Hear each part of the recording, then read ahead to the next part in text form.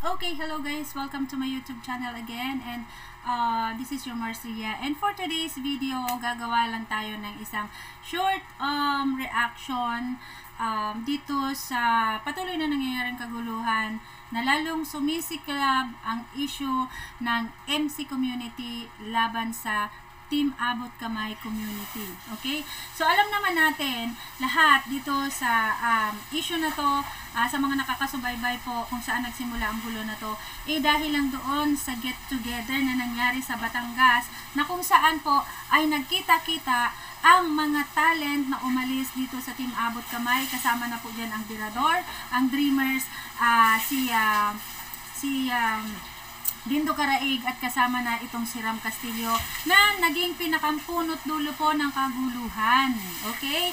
Na kung tutuusin, siguro kung nakita niya na magkakasama ang Tirador, si Dindo at ang Dreamers, ay hindi na po yun magiging ganon kalaking issue sa kanila, since alam naman nila na minsan ay nagkasama-sama na kami.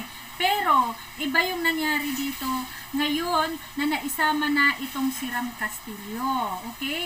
So doon nag-umpisa na naman ang kaguluhan. Okay? So para sa akin, ito ay sarili ko lang na opinion. Ha? Kasi hanggang ngayon ay sinisisi pa rin ng Team Abot Kamay at sinasabi pa rin nila na talagang ang naging punot dulo nitong kaguluhan na to ay yung nag-organize ng get together para magkita-kita ito, na kung saan ngayong alam na nila nga na si Amordayaw na ang nag-imbita nitong mga to para magkita-kita, hindi nila matira-tira. Kasi bakit? Kasi isang malaking sponsor itong si Amordayaw sa kanila. Pero dahil sa galit nila sa nag-organize ng Team Abot Kamay at dahil sa galit nila kay Ram Castillo na nakapagkita dito sa tatlong grupo na umalis diyan sa Team Abot Kamay, sukdulan ang kanilang pagkagalit at pagkainggit, pero hindi nila mabanat-banatan itong totoong nag-organize ng get together na ito. Kaya ang galit nila ay nadadivert dito sa Mahal Community, lalong-lalo na sa founder ng Mahal Community. 'Di ba? Kasi sa totoo lang, kung aking iisipin, siguro kung hindi si Ma'am Amordayaw ang naging dahilan ng pagsasama-sama nito, at siguro ibang tao, malamang binanatan na nila ng binanatan. Pero dahil hindi nila mabanatan, ang totoong sinisisi naman talaga nila kung bakit nagkaroon ng kaguluhan, ang totoong rason kung bakit nagkita-kita itong mga to ay dahil dun sa get together na binuo ni Ma'am Amordayaw. So, kung susumahin mo yung galit nila dun sa tao na totoong nag-organize ng get together na ito, ay hindi nila mailabas-labas dun sa totoong tao. Kaya ngayon ang binabanata nila ay itong MC community para doon nila ilabas yung totoong galit nila doon sa totoong dahilan ng pagtitipon-tipon nitong apat na talent na umalis sa Team Abot Kamay.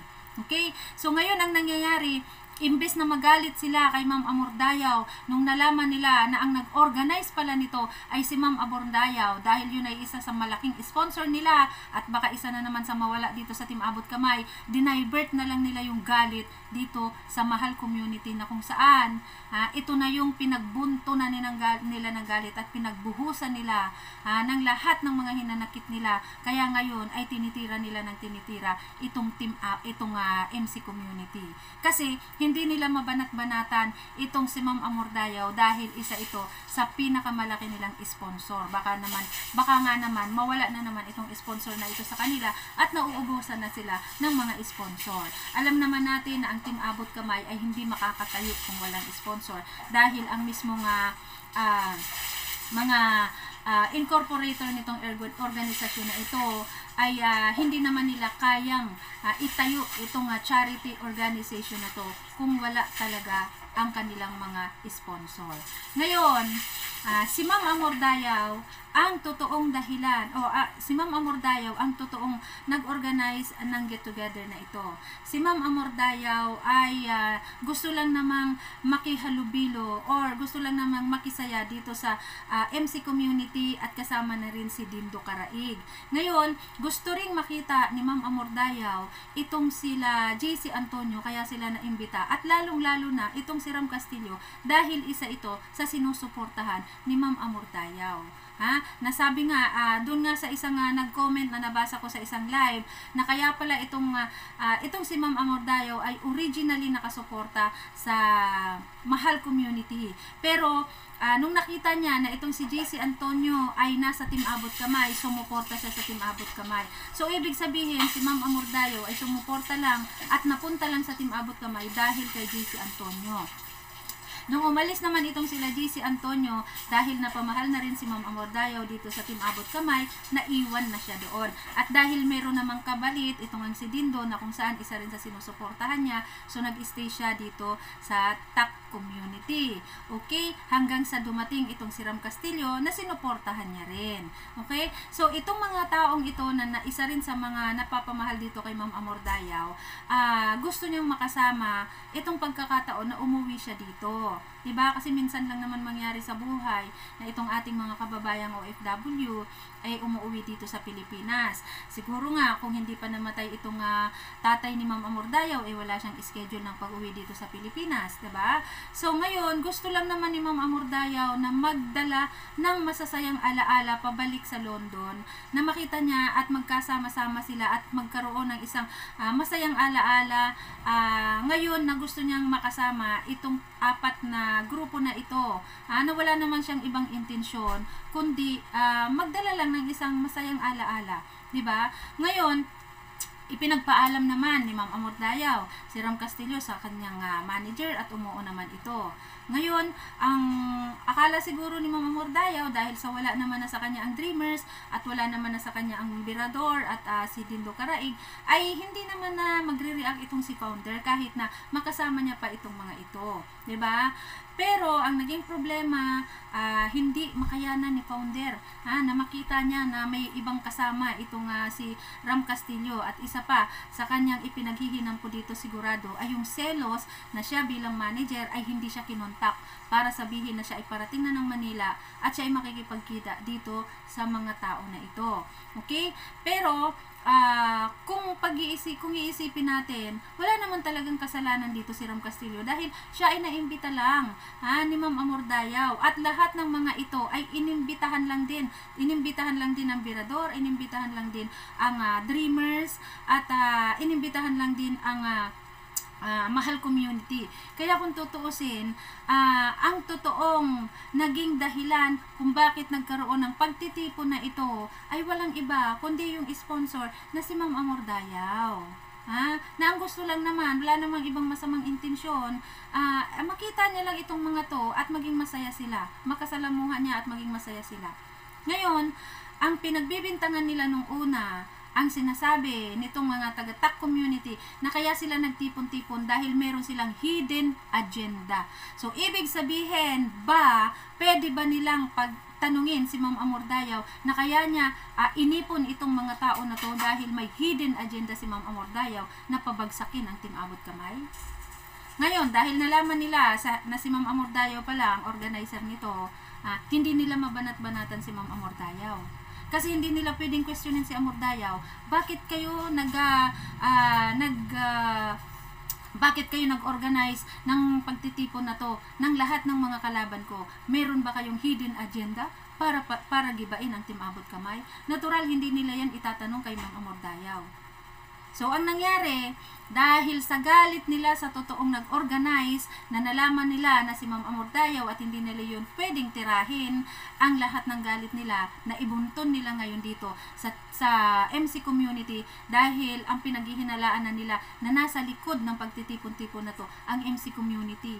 At pinaghihinalaan na nila na ang MC community ay may intensyon na kunin itong mga talent na ito para ipang-asar dito sa Founder, which is wala namang ganon. Wala namang ganon. Kaya lang sa sobrang selos at galit ang pinapairal, ngayon lumalaki ang gulo between MC community at Team Abot Kamay.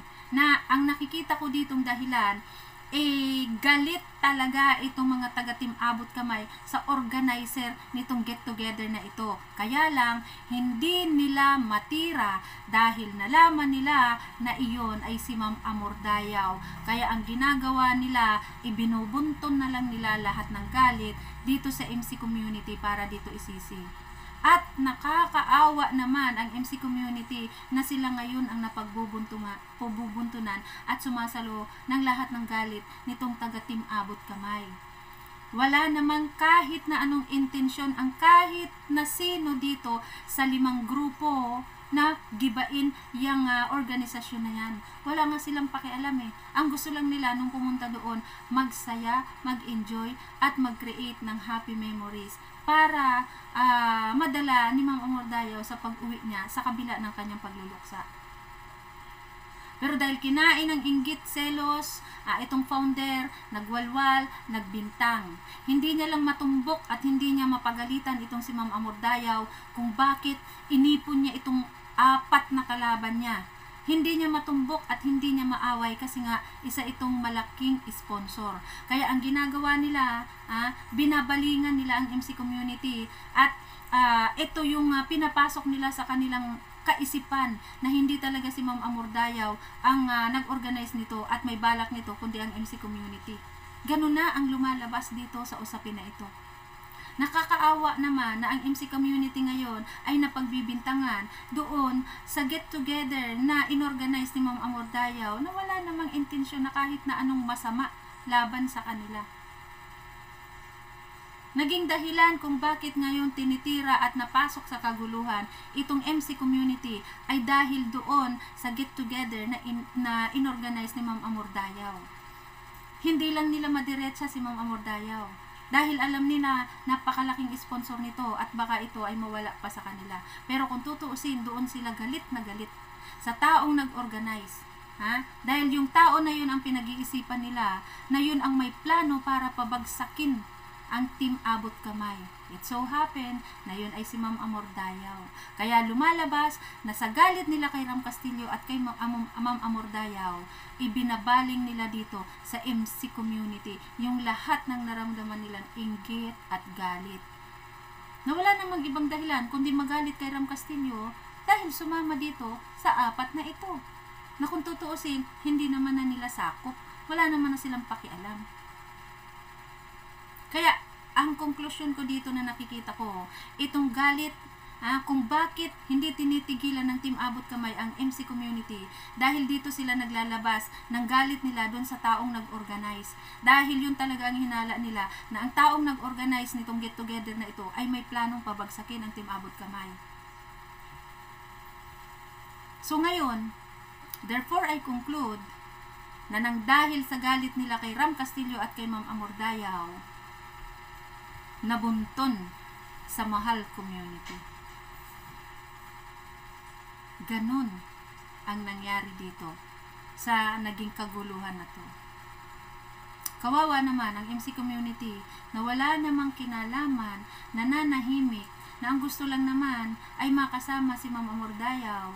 Ngayon, nagulo ang community, ginulo ang community, at lahat na lang ginawa nila para guluhin ang community. Inaatake nila ng todo dahil sa galit nila doon sa taong nag-organize na hindi nila matira-tira dahil malaking sponsor.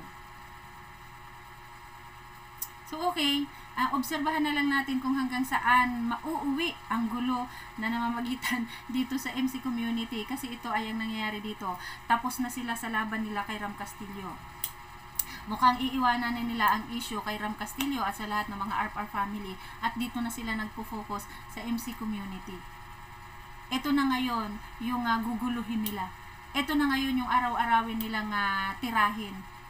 At ikumpara, ito dumating na nga sa punto na namimersonal na sila dito sa founder ng MC. Pero tingnan natin kung hanggang saan aabot ang kaguluhan ng Team Abot Kamay at ng MC community. So, ito lang po akin, reaction lang. Wala po akong planong pamagsakin yung Team Abot Kamay. Magre-react lang po ako at mag-oobserba kung hanggang saan makakarating ang pagtira nila dito sa MC community. Na syempre, bilang isang reactor, nandito tayo sa side ng MC community. Diba? At kung ano yung banat na ibabato nila dito, nandito tayo para mag-react against sa kanila. 'Di ba? So, yan. Good luck sa ating lahat. Good luck po sa gulo na ito na nangyayari. Okay? So, yun lang. Para lang meron akong isang upload. Pero under observation lang tayo kung hanggang saan aabot ang kanilang pambabalahura dito sa founder ng MC community. Diba? Tingnan natin kung hanggang saan nila kayang panindigan na balahurain si si Mama Dawat, okay? Si Lady D. Okay? So, yun lang po. And thank you so much. At panoorin nyo sana itong aking upload ngayon. Okay? To be discussed further kapag nag-live na tayo. Okay? Thank you so much. And God bless everyone. And shout out everyone sa ating mga ka-teams. Of course, sa Team Birador, Team JSP, Team Fingers, RPR Family, Dreamers Family, Mahal Community, and sa Dison Tesorero, Paangat, at sa lahat ng mga sumusuporta, mga teams, at sa mga solid viewers natin. Thank you, salamat.